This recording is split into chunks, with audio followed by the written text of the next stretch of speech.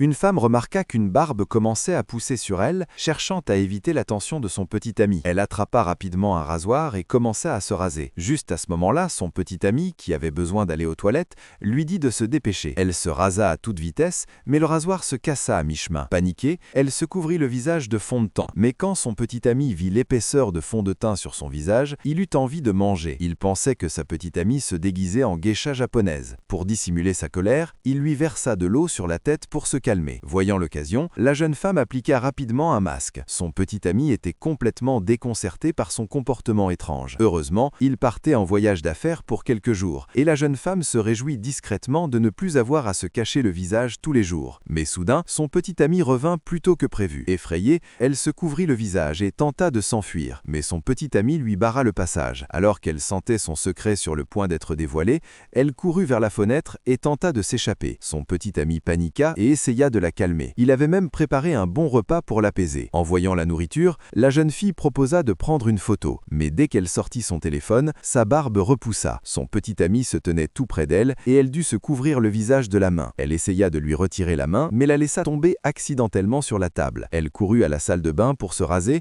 mais se souvint qu'elle n'avait pas acheté de rasoir neuf et fut donc obligée de prendre un couteau de cuisine. Quand elle vit son visage lisse dans le miroir, elle fut ravie. Mais son petit ami, toujours furieux, fit irruption dans la salle de bain pour l'interroger. Il resta figé, abasourdi par la scène. Puis il s'excusa et admit qu'il l'avait complètement mal comprise.